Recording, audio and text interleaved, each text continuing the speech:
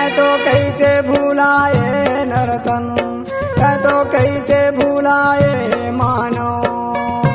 गुरु भजन ला बाबा भजन ला कैसे भुलाए, गुरु भजन ला बाबा भजन ला कैसे भुलाए। ए गुरु भजन ला कैसे भुलाए,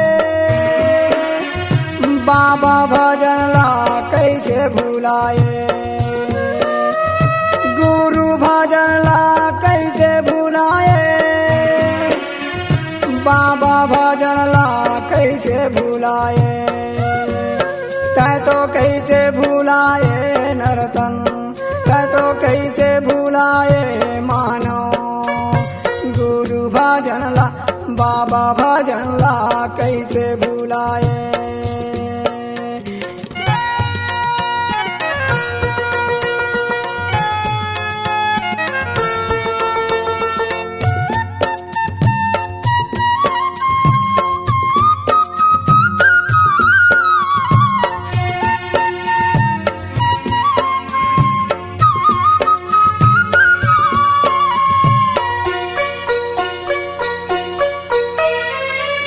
पुरस मेला वादा करके चार गुरु यहाँ आई, चारों गुरु यहाँ जाना माले निरंजन के फांसम भुलाए। एको हंसा नहीं तारी माया माँ भुलाई, एको हंसा नहीं तारी माया माँ भुलाई। तै तो कैसे भुलाए नरतन, तै तो कैसे भुलाए मानो। गुरु भजन ला बाबा भजन ला कैसे भुलाए, गुरु भजन ला बाबा भजन ला कैसे भुलाए।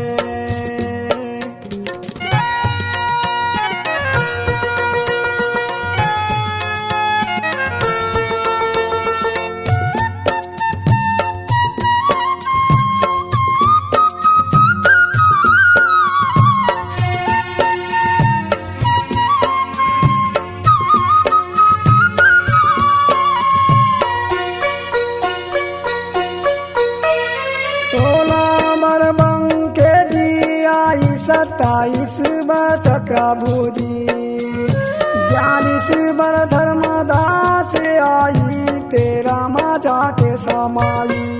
7 वंशमा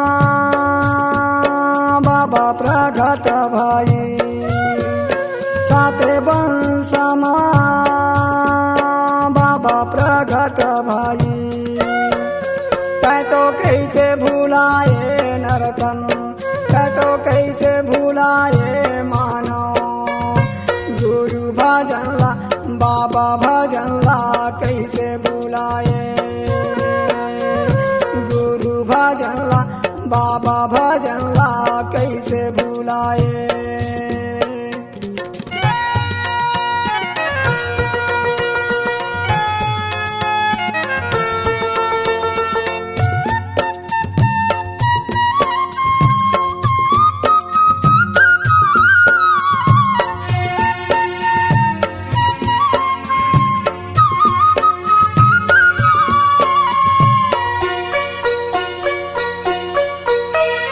कथनमा पारे सतनामी अभिनय गुरु बाबा, चारों युग पुरस के अंसरे हिंगा सतनामी। जाना भूलोगा अंधकार मा, जाना भूलोगा अंधकार मा। तै तो कैसे भुलाए नरतन, तै तो कैसे भुलाए मानो। गुरु भजन ला बाबा भजन ला कैसे भुलाए,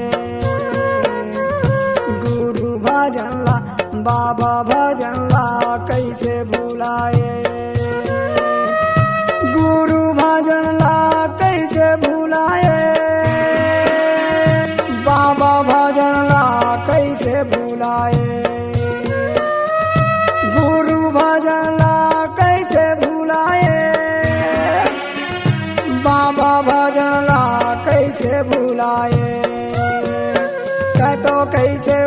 भूलाए नरतन, तो कैसे भूलाए मानो। गुरु भजन ला बाबा भजन ला कैसे भूलाए। गुरु भजन ला बाबा भजन ला कैसे भूलाए। गुरु भजन ला बाबा भजन ला कैसे भूलाए। गुरु भजन ला बाबा भजन ला कैसे भूलाए।